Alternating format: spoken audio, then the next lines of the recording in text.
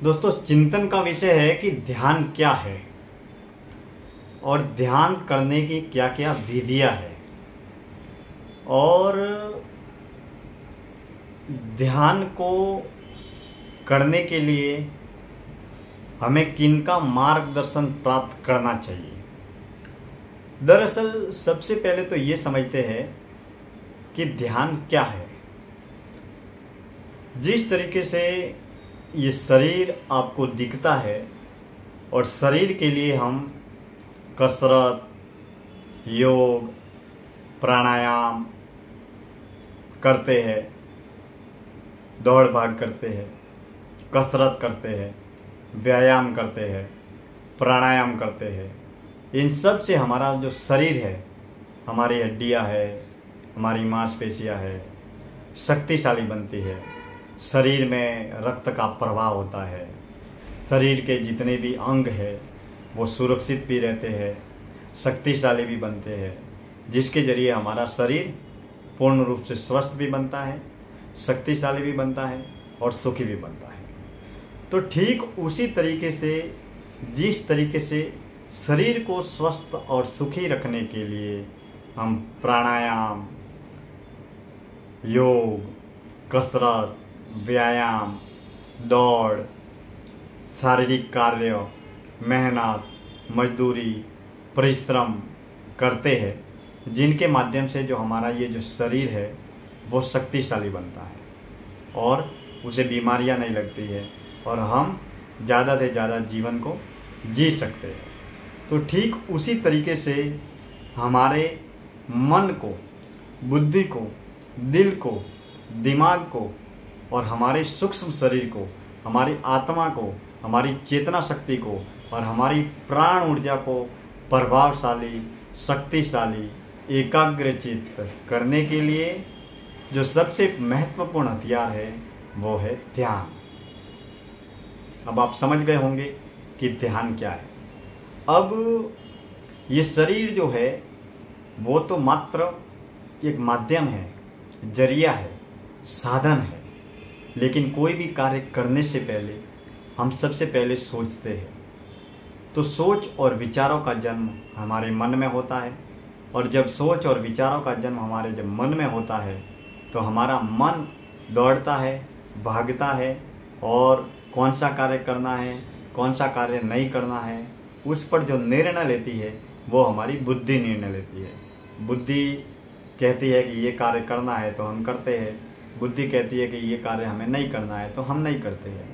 तो किसी भी काम को करने के पीछे जो निर्णय लेती है वो है हमारी बुद्धि। यानी कि जैसे मेरे को अभी खड़े खड़े होना है और खड़े होकर चलना है तो सबसे पहले मेरे दिल और दिमाग में ये विचार आएगा। जैसे मेरे को मुंबई से दिल्ली जाना है तो सबसे पहले मेरे दिल और दिमाग में विचार आएगा। यानी कि आपको जैसे पानी पीना है तो विचार आएगा।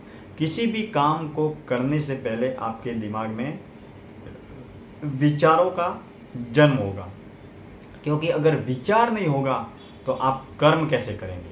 क्योंकि एक जो चालक जो है, आपके शरीर का चालक या मार्गदर्शक या दिशा देने वाला जो व्यक्ति है वो है आपका मन, बुद्धि, यानी कि आपका सूक्ष्म शरीर, जो आपको ये बताता है कि आपको ये काम करना है, आपको वो काम करना है।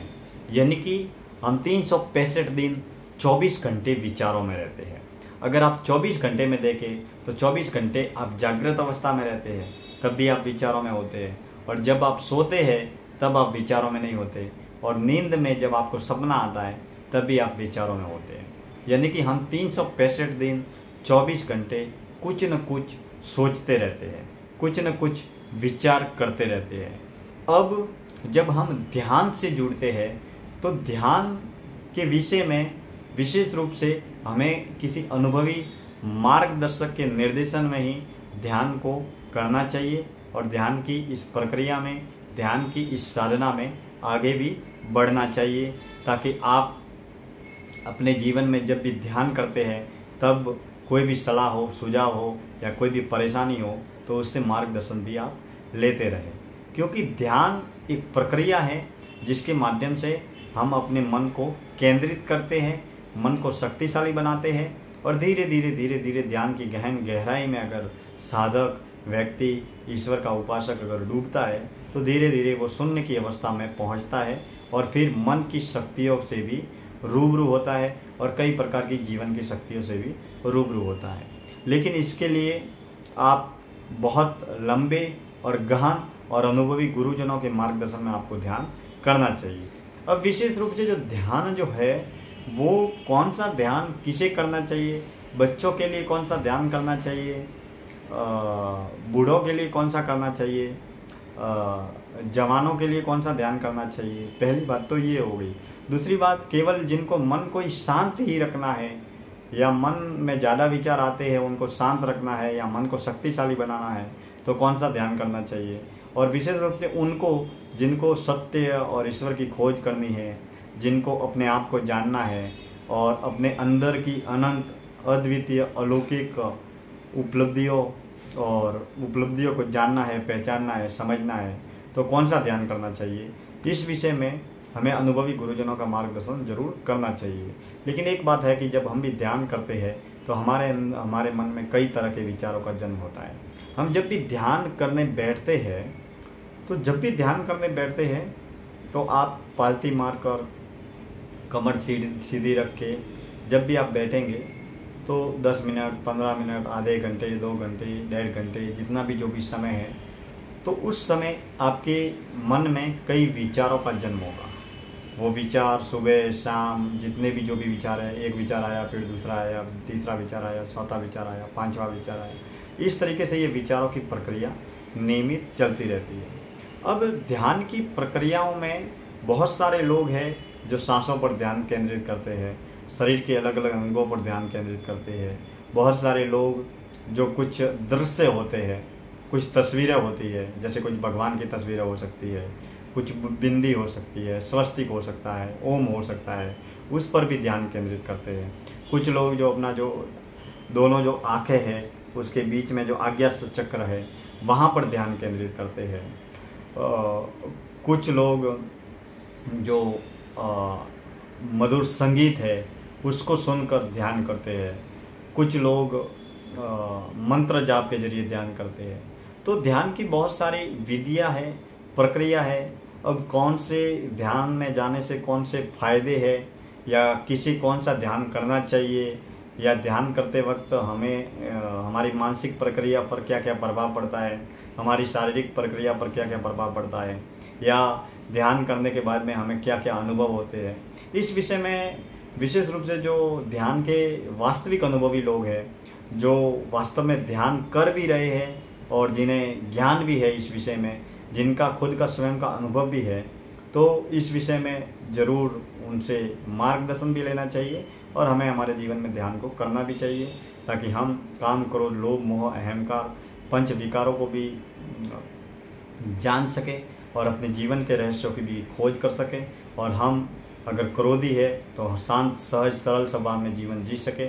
और विशेष रूप से जो ध्यान करता है उसके व्यक्ति के जीवन में बहुत सारे कई रूप में उसको परिवर्तन देखने को भी मिलते हैं, महसूस भी होते हैं। तो इस विषय में आप ध्यान से जब भी जुड़े तो अवश्य किसी अनुभवी मार्गदर्शक की सलाह और सुझाव में ध्यान अवश्य करें, क्योंकि ध्यान से हम अपने जीवन को जानते हैं, अपने मन को जानते हैं, अपने बुद्धि को जानते हैं। और जब भी हम ध्यान करते हैं तो हमारे सामने एक नहीं, दो नहीं, दर्जनों नहीं, सैकड़ों विचार आते हैं, जाते हैं, आते हैं, जाते हैं। सकारात्मक विचार भी आते हैं, नकारात्मक विचार भी आते हैं। तो जो भी जैसे भी विचार आते हैं उन विचारों को हम साक्षी भाव से देखते रहें, तटस्थ भाव से देखते रहें। नकारात्मक विचार हो या सकारात्मक हो, अच्छा विचार हो या बुरा विचार हो, हमें किसी भी रूप में किसी भी विचार का विरोध नहीं करना है। न तो विरोध करना है और न ही उसके उस विचार के प्रति न तो कोई आकर्षण रखना है, न लगाव रखना है। हमें बस केवल शांत, सहज, सरल भाव से, जैसे किसी भी दीवार को देखते हैं, किसी भी पेड़ को देखते हैं, तो वैसे ही हमें उन विचारों को देखते रहना है।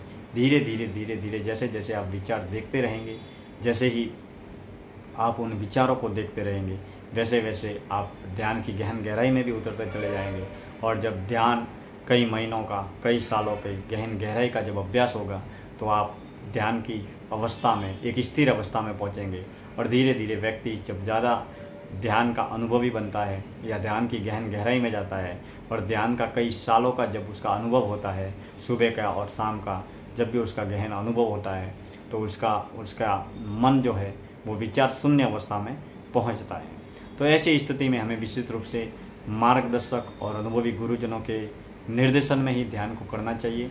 और विशेष रूप से छोटे बच्चे हैं वो सामान्य अवस्था में सर्वसाधारणतः ध्यान कर सकते हैं। लेकिन हमें अगर ध्यान के माध्यम से ज्ञान की खोज करनी है, अध्यात्म की गहन गहराई में डूबना है और सत्य और ईश्वर की खोज करना है, तो हमें ध्यान के जरिए ज्ञान को और सत्य और ईश्वर को जानने का प्रयास अवश्य करना चाहिए। बहुत बहुत धन्यवाद, दिल से शुक्रिया, थैंक यू।